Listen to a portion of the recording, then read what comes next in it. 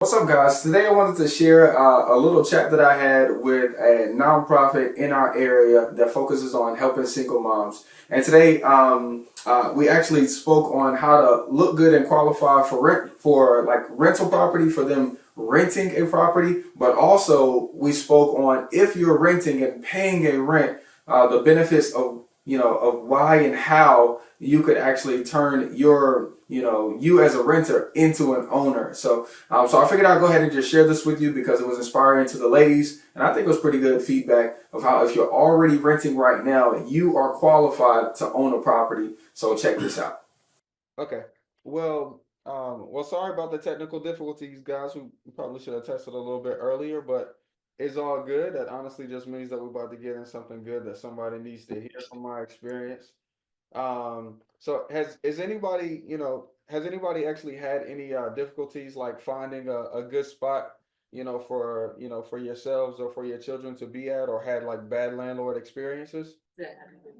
Have you had, does anybody want to share their experiences with landlords, whether it was a good experience or a bad experience? Who wants to share, whether it's good or bad?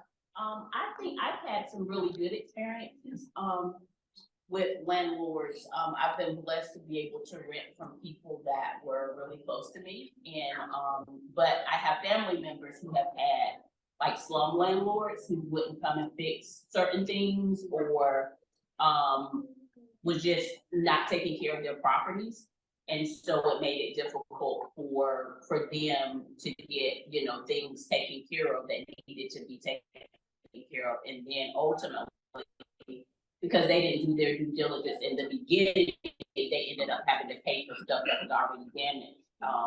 And so I've had a good experience, but I've seen people that's had bad experiences with landlords. Absolutely. Anybody else? Anybody else maybe have like a good or a bad experience with landlords, or maybe have had a hard time finding a good spot? I have currently been having a hard time finding a decent place for size, quality, and affordability, currently in this area or even surrounding areas with all the relocation that's going on. Prices have skyrocketed, so that has been a issue for me personally. Absolutely.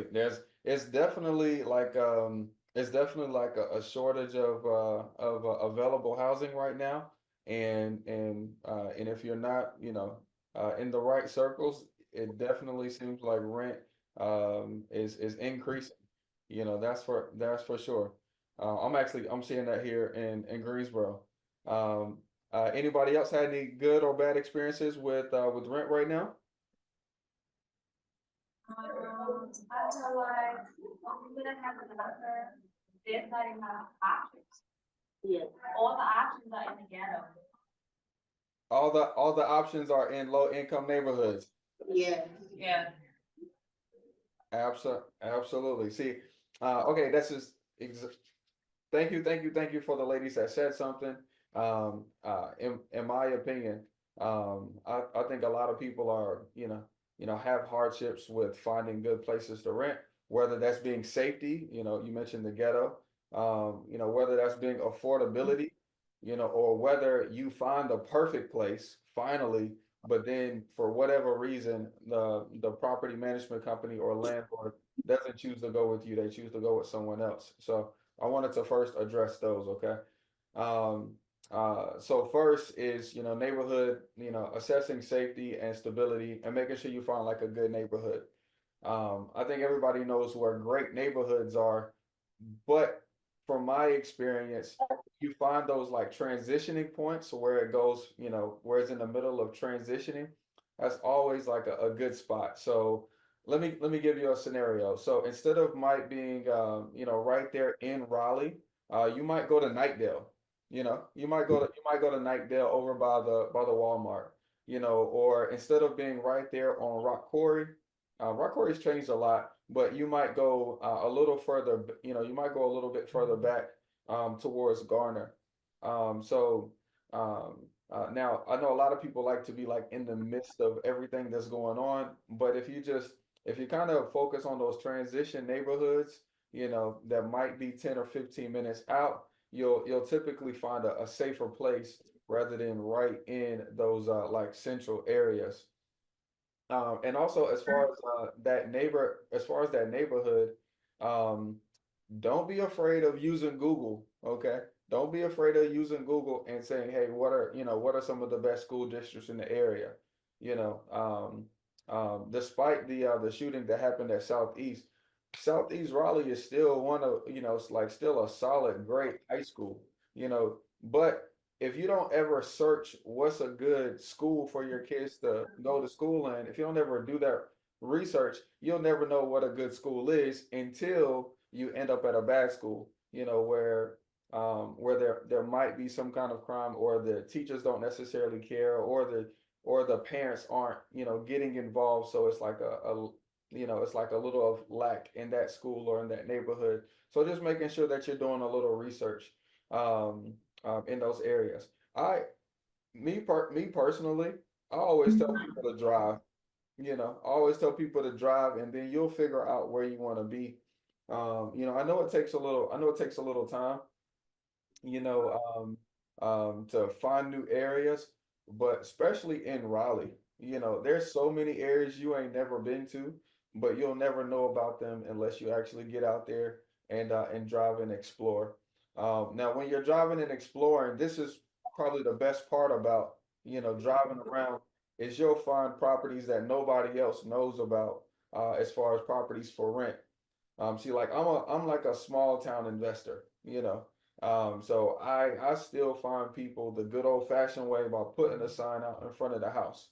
You know, you're never gonna find me, the small local guy, that's trying to rent a property affordably, if you don't drive by my house and see my sign, or if you don't know me from online, you know. Um, so there's gonna be, when you're finding a place that you want to rent, there's gonna be like two people really that you're gonna be talking to. You're gonna be talking to landlords, and you're gonna be talking to property managers. Okay, landlords are the actual, owners of the property. So they took the time, the energy, the money to find a property, to buy it, to do some improvements to it, and then they're gonna manage it themselves and work directly with you, the tenant. Those people, are great for you, um if number one, you're finding yourself getting beat out by the competition. So like right now, since there's a low inventory that's available, I mean, people are having to put down big deposits. But when you go directly to the landlord, the deposit can be smaller, because legally landlords can't spend your deposit money. You know, legally landlord is supposed to take your deposit money and put it into a non-bearing, interest account, and let it sit there. And if something happens, so if you damage something, or if you move out, and for whatever reason, can't pay for a month, he can use that deposit money, to cover that. So that deposit money is supposed to stay there. So, local landlords know this, so they don't even charge a big deposit fee, because it doesn't help them at all by just taking, $2,000. I know some of these property managers, they're taking first month's rent and last month's rent just for your deposit. So if you take the average rent of $1,500, that's $3,000 in deposits, which really could hinder you, getting in a spot that you love, you know. So um, though that's kind of the landlord route. You can also go looking for a property by going through property management. Now, it's not necessarily bad to go through property management, but landlords are not always, pulling your credit, and they're not always asking for the highest amounts in deposits. Property managers are always going to pull your credit and pull your background, and they're always going to be asking for the highest deposit. Like, it's their job and their duty, to get the most amount of money for the owner, because they're licensed realtors, and they're going to get paid a commission off of getting them the highest amount possible. Okay, so so typically you're going to see better, affordable deals working directly with the landlord. So remember that when it comes to pricing. Okay, and also competition, because property managers are going to keep like a running list, like a wait list, almost, and it just makes it super competitive. But landlords, like myself, we're getting referrals from people. We're putting up our signs, and we're working with 3 or 4 people at a time that we're trying to help, not a list of 100 or 50 people. Okay, so just remember that when you're looking for a place. From my experience, if you're looking for a more affordable place, it's better to work directly with the landlord. If you are having credit challenges, or you just got a new job and they want you to have at least 3 months of income, then the landlord is going to be more flexible than necessarily the property manager. Okay. Now, now next is what the landlords typically want to see. So what I don't like for, if you're, let's say you find that property, whether it's to a property manager or whether it's to a landlord that you love, it has the size that you want, they're willing to negotiate the rent because everything is negotiable, and you only get what you ask for. So remember that. So they're willing to rent it to you for a fair price. What I don't want you to do is to start mentioning um, all of the things that you have going on right now as a way to negotiate your position or as a way to guarantee your spot. That's what you don't want to do. Okay.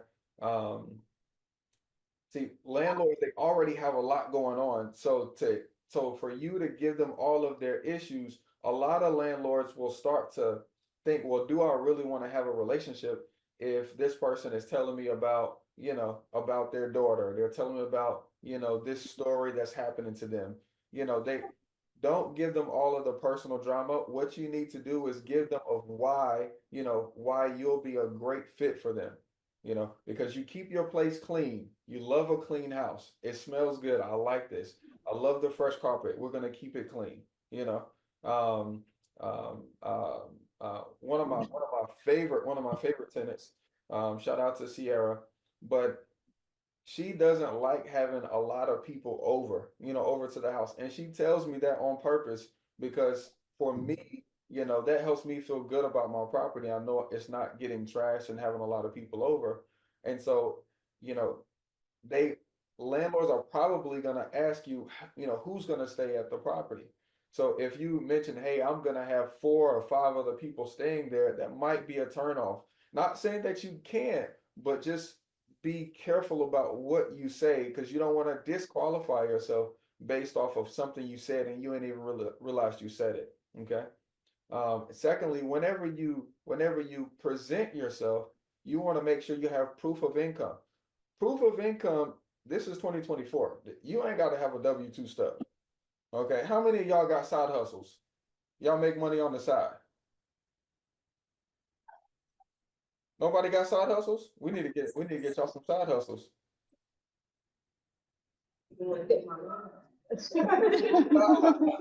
One of the biggest problems I have these days is, it's for the hairdresser. She's taking money on Cash App and she believes she doesn't have a W-2 job, so she thinks that she can't prove her income. Or the bartender, or the waitress, they get paid a low hourly wage, but they don't report any of their tips. You know, for your proof of income, be sure, if you have a side hustle or if you have a job that pays you under the table, or if you get paid in bonuses, you want to make sure that you want to make sure you're putting your money inside of some kind of bank account in some kind of system that you can go back to and report. Like, it's extreme. Proof of income is not always just a check stub. Sometimes it's just as simple as, hey, I got this cash and I deposit it into my bank and let me show them these deposits that I got. Okay.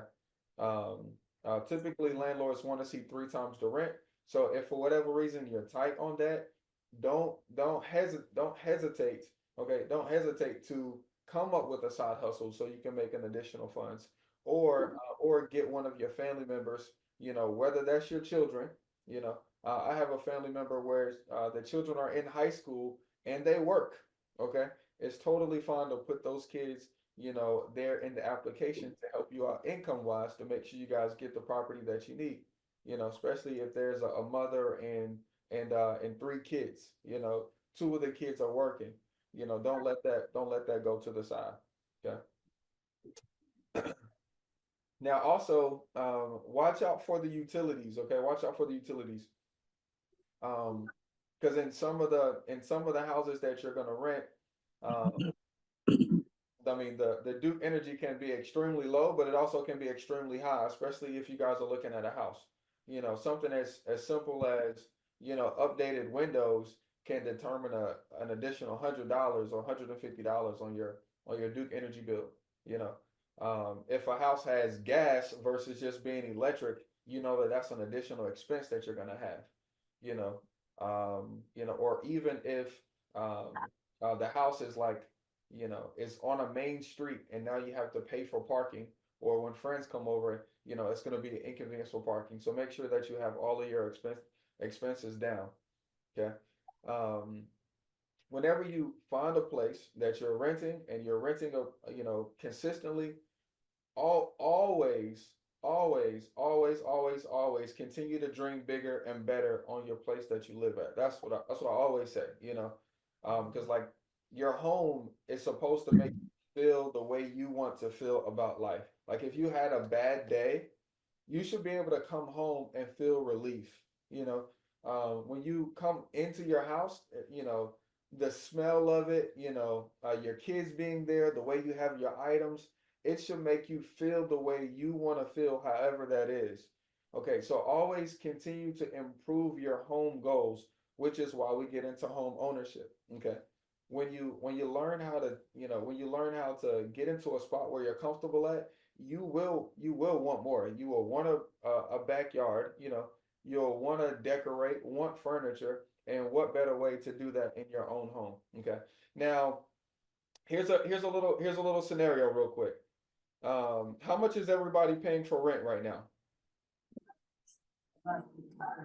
Only if you want to share. It's okay to share. It's okay to share. It's okay. How much is everybody paying for rent right now? It's okay.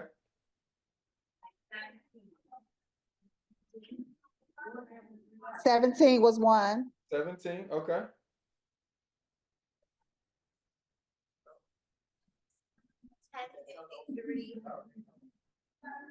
1053, There we go.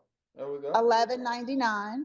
Perfect, perfect. And just so you know, guys, being what I love about the Seasons Village group is like it's okay to share because everybody is like, we're all doing life together. Okay, we're all Yeah. doing life together. So when I'm asking certain things, it might seem like it's private information, but we're all going through the same circumstances and problems.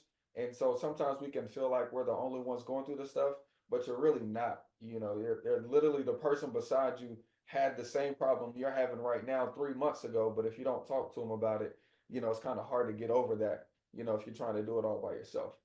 But I asked you guys that because I just want you guys to do some simple math to understand that if you're paying a rent right now, you are qualified to be a good homeowner. Okay.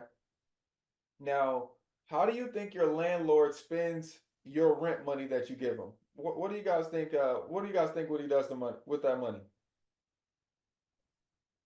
Certain percentage goes to the actual mortgage, another goes to put to the side for expenses, just in case it's leave or whatever, and then you gotta have the deposit money. Well, they can't spend it, they gotta put that in escrow, but that, Yeah, some creation of that.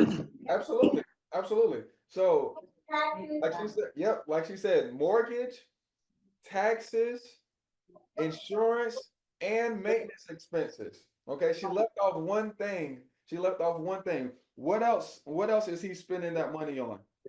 Who else? What was that? Vacation. Vacations. Vacations. There is inside of your rent is every month is dedicated profit to your landlord. Okay. Because you pay for a mortgage, the renter. You pay for taxes, the renter. You pay for taxes, the renter. You pay for the expenses, the maintenance. You also pay for profit. So when you come to the table and you're able to get qualified and have a nice place to stay and you maintain it well and you love the place that you stay, internally you need to know that you're also a great fit, to be a homeowner. You're a great fit to be a homeowner. because you already pay a mortgage, you already pay a profit, you already pay insurance, you already pay taxes. Okay, so that's one of the reasons why I say you always need to keep leveling yourself up in your home. Okay, now let's take one of those rents by chance. Okay, I think the average was $1,200, so let's call it $1,200 a month in rent times 12. So for the year, not including utilities, you're paying $14,400 in rent. Okay. Let's just say on average, you're going to end up staying there, let's call it for 3 years. So over 3 years in rent, you pay $43,200, right? Now, finally, after 3 years, you decide that you want to move, or you want to buy a property, or you want to move out of state because you got a new job, right? But you want to get some of that money back. How can you get that rent money back? I don't think we have that. I mean, our security. You can get your security deposit back, yes, which in this case would be $1,200. Yosha has something, hold on.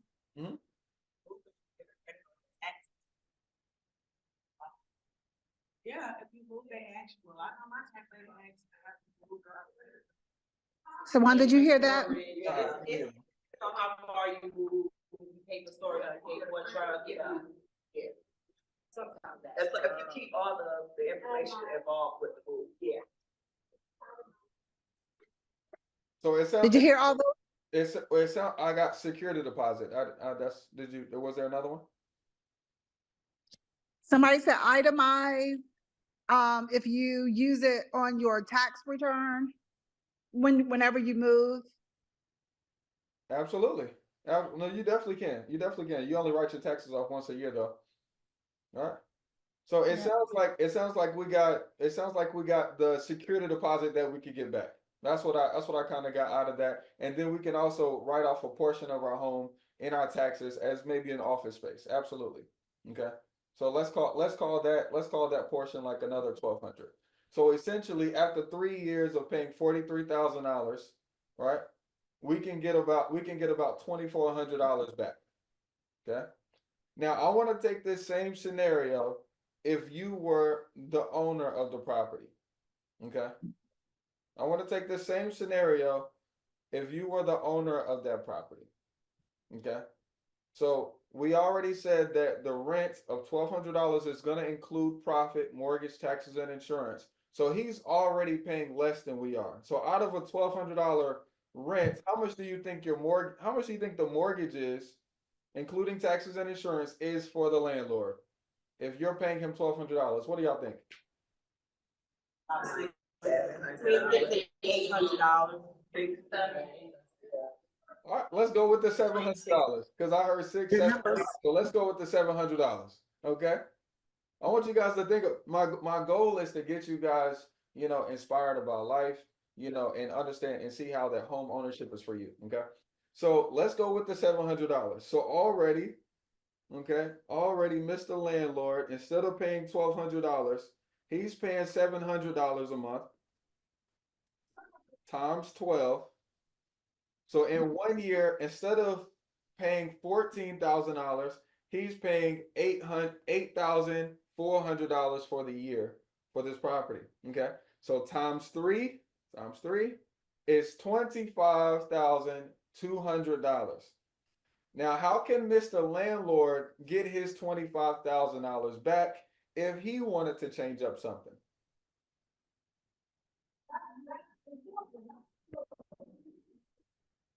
Take it out. Say it again, Kiosha. What did she say? Hey, say it again. Take it out again. Take it out of the deposit. He definitely could take that deposit, absolutely, because he got control of the money. He's not supposed to, but he can. How else can he get that $25,000 back?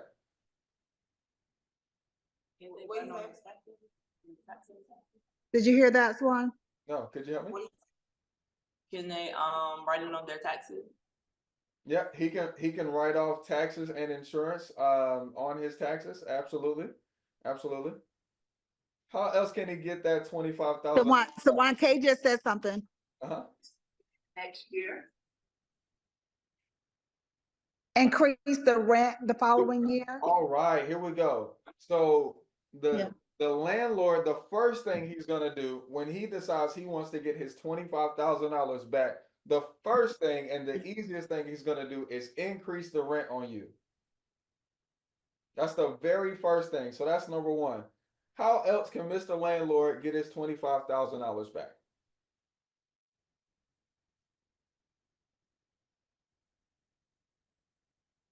I'm gonna go ahead and give you guys a couple, okay? So he Ooh, doesn't even have to think let a you little know he deep, doesn't have to y'all. let you know he's doing it, but he can go to the bank, okay? He can go to the bank and do a refinance on his property and get his whole $25,000 back in less than 30 days. Okay? He can go to the bank and get a home equity line of credit and get his whole $25,000 back in less than 14 days. Repeat that part, because you broke up. Uh-oh. Hold on, am I back? You got me? Okay, yes, you're back now. So- Say that again. Yep, so the With the first thing refinance. Yep, so the first thing he can do to get his $25,000 back is number one, go up on the rent on you. The second thing he can do is he can always go to the bank and do a refinance on the property and get his $25,000 back in less than 30 days. Okay, so if he wanted to collect his $25,000 back, he can go to the bank and say, "Hey, Mr. Bank, this property has been making me money. I got it rented out. My mortgage is $700. Give me $25,000 back."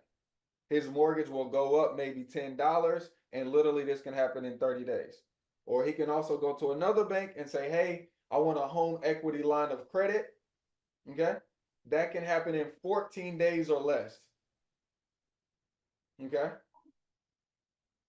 If he wanted to decide to change up the whole scenario, he can decide to sell the property.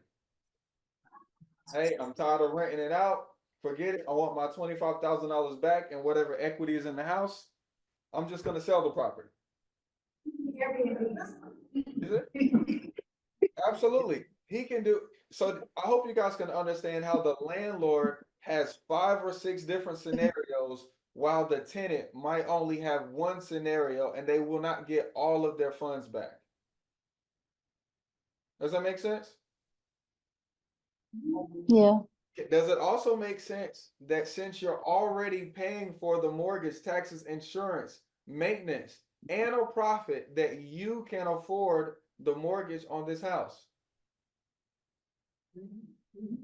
Okay, so what kind of house y'all want? See, so earlier today when I talked to my high school friend, that's the only thing he hadn't thought about. He thought about like, oh, I gotta pay this rent. I gotta pay this Duke Energy bill. I gotta pay this car note. And when I asked him, I was like, Todd, why haven't you bought a house? He literally, that was his answer. He was like, I just haven't thought about buying a house. Okay, so my goal is to educate, inspire, and be an example. Okay, so, There's a question. yes. Cause I know, don't they go based on your income and then of course, credit, but Oh, that's a good my question. biggest thing is income. Okay. Did you hear that, Swan? Do they have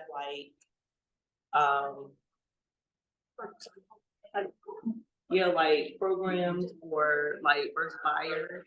Okay, so may I ask, so I'm not gonna go into your personal income on camera here, but I want you to just go back to this, just go back to the basics of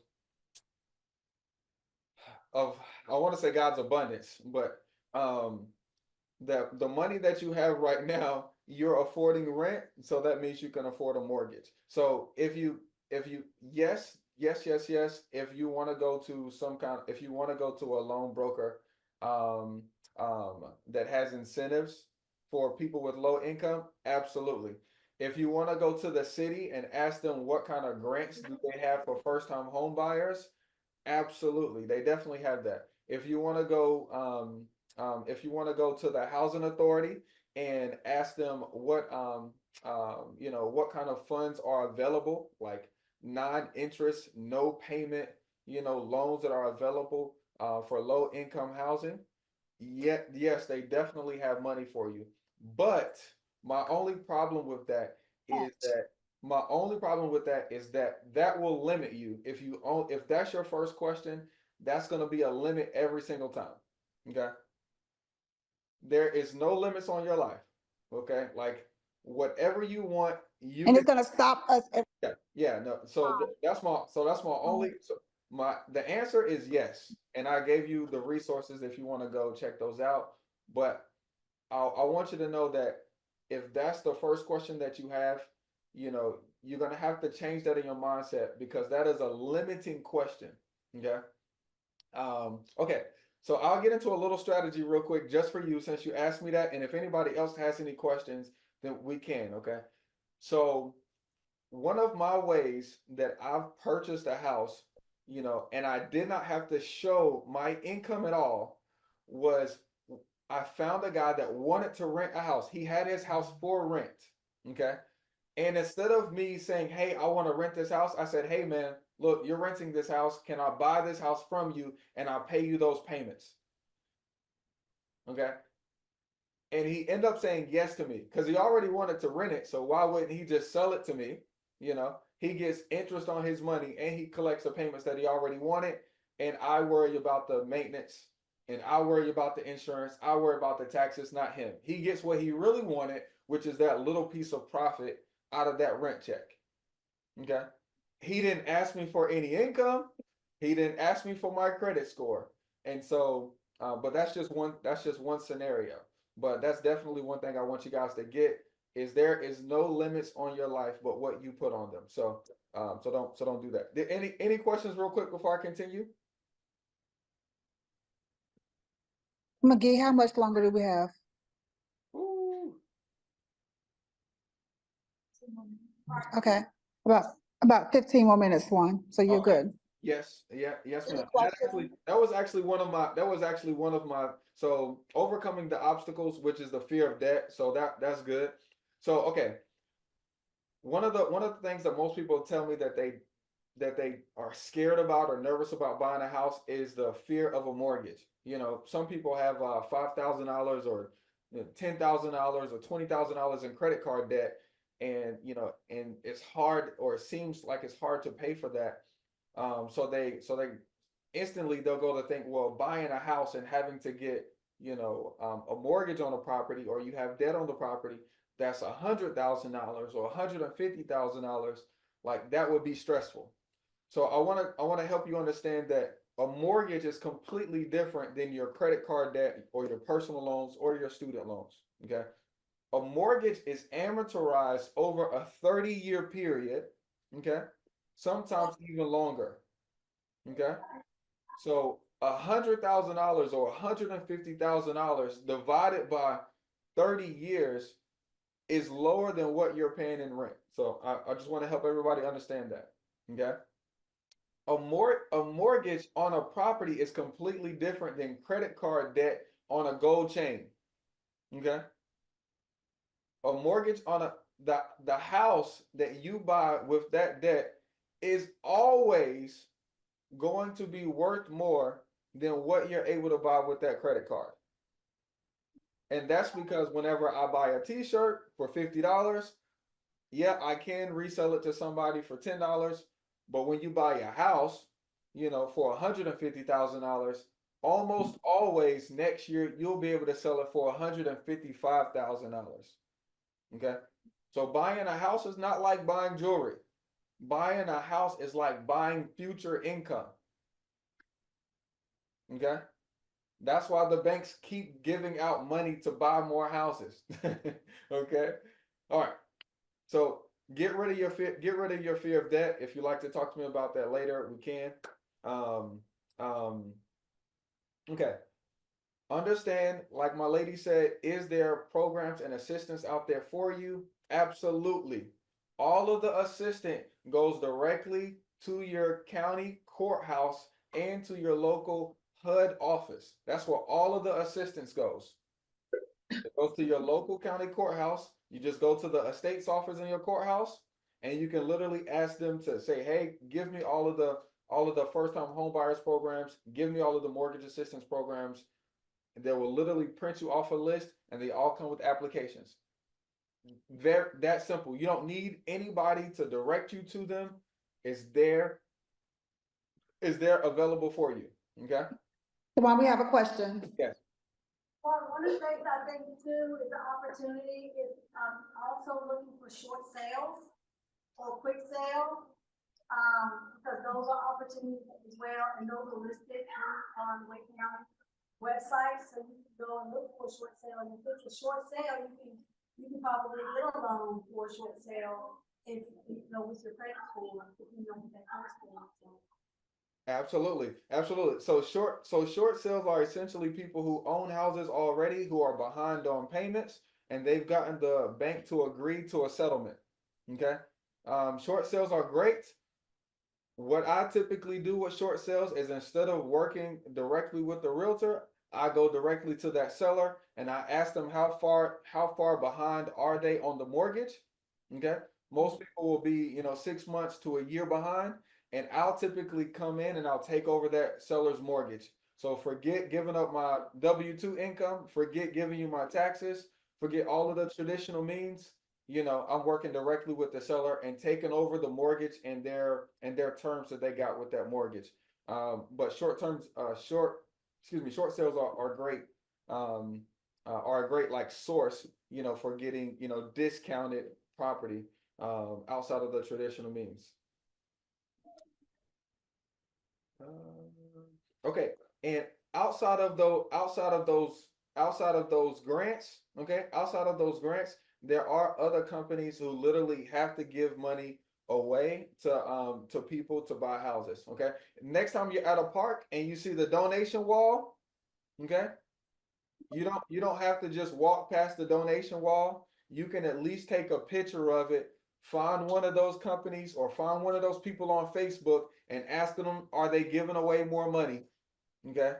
Don't be so prideful that you walk past the donation wall. They literally said this person, this list of 50 people gave $50,000 away to build this park. Why not at least take a picture of it, find them and ask them, are they doing the same thing again? Okay.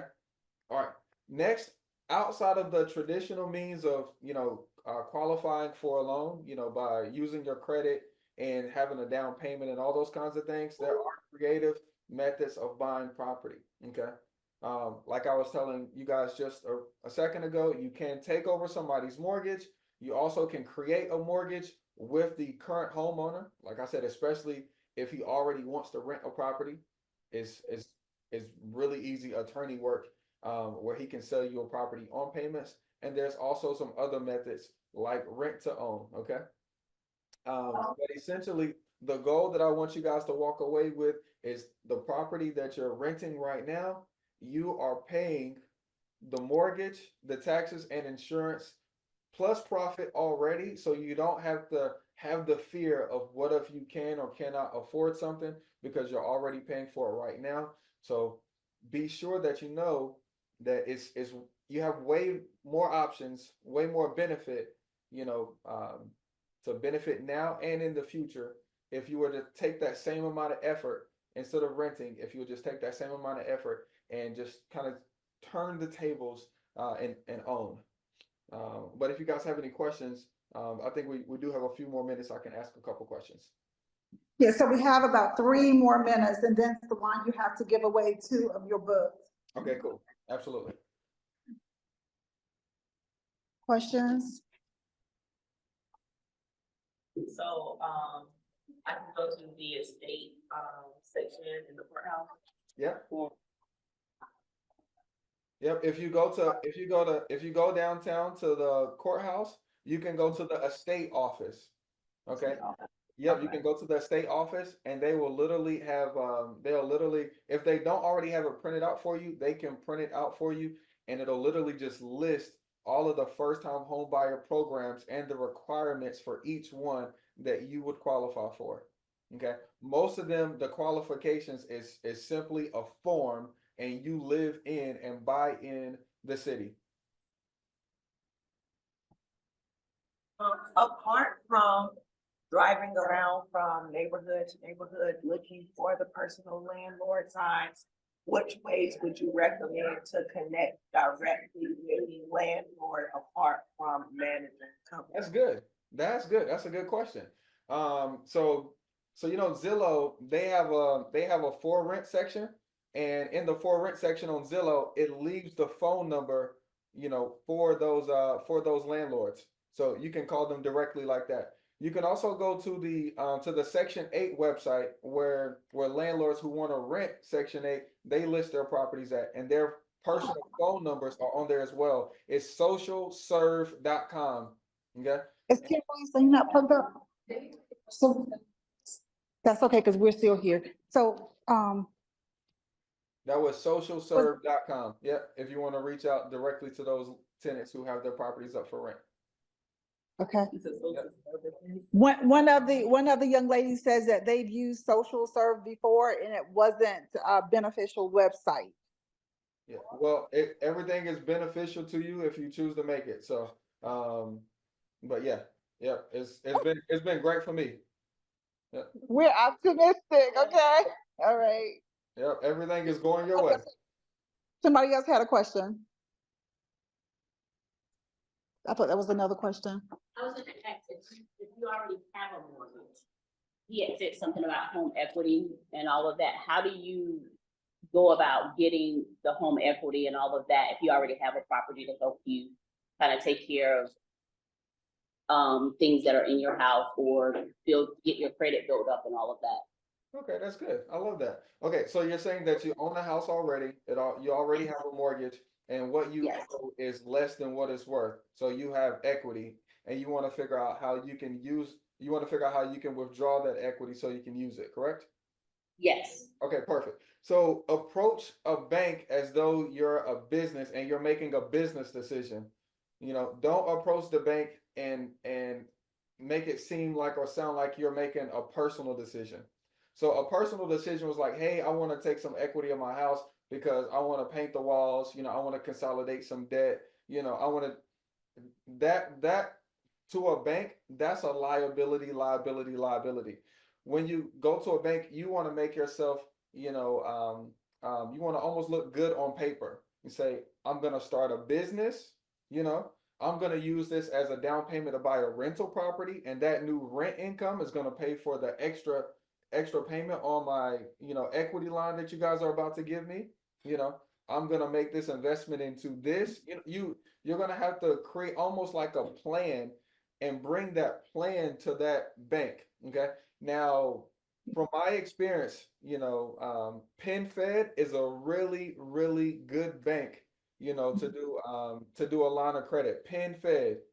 And Fed. PenFed. I just Spell helped that. get my church get a home equity line of credit with PenFed.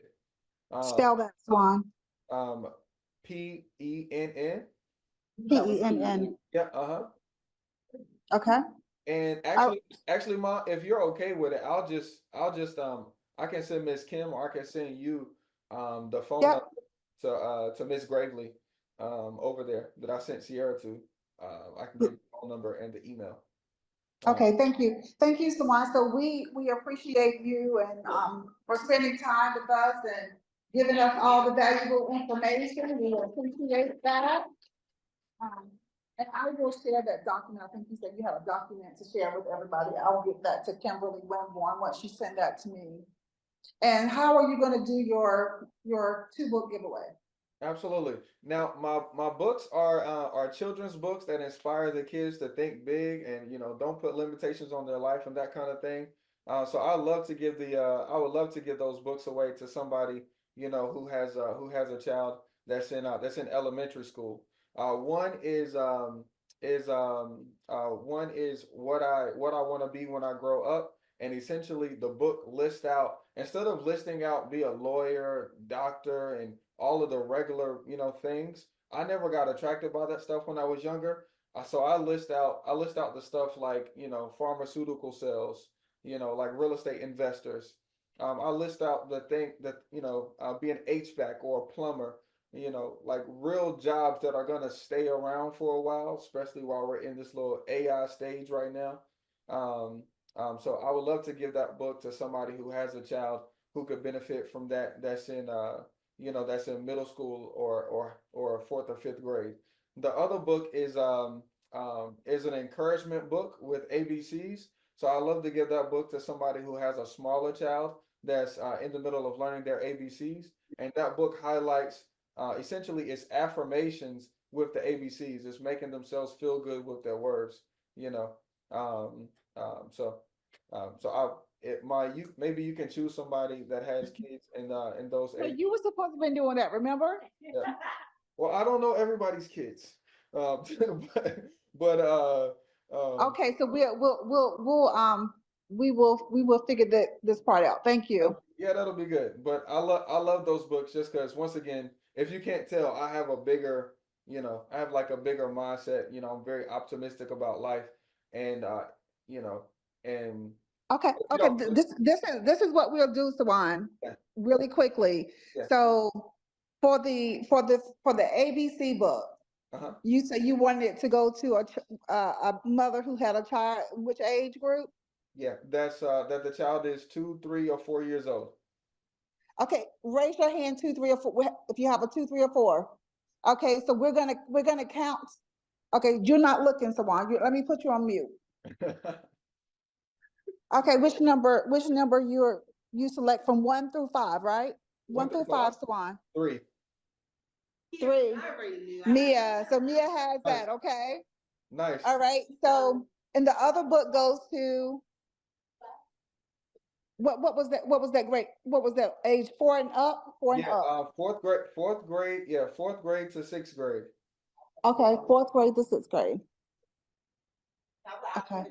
Okay. 1, 2, 3, 4, 5, 6. So everybody has your number, right?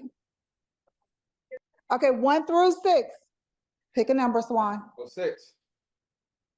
6. All right. Thank you. We appreciate you. Absolutely.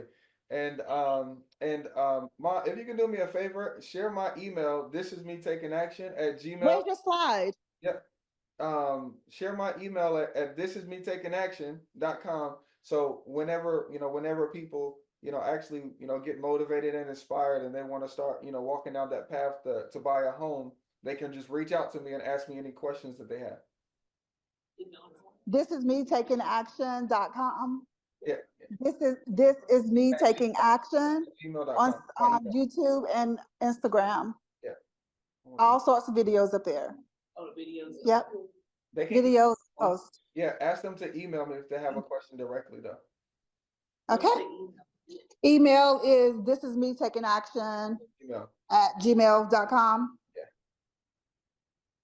This is me taking action at gmail.com. Or you can always send questions through me and we'll get them to you. Goodbye, Sawan. We have to go home. Thank you. Okay. Have a good day. Say, and I hope you guys love that. For whatever reason, if your church or a nonprofit in your area, needs me to come in and talk about home ownership, the benefits of home ownership, or how your company, clients, or congregation can start buying property and getting control, of equity in your own backyard, you guys can shoot me an email at thisismetakingaction.com and I can come in and speak to your congregation or to your nonprofit and help you guys, get into home ownership. Because really, just like we talked about here, that landlord, that homeowner has so many options, when it comes to, getting money, withdrawing money, making money. And really, when someone has all of those tools, life will be a lot easier, to solve any problems that come up, not just for them, but also for their kids and that next generation of their kids. So if you guys need me, just shoot me an email. I'll be right there. Peace out.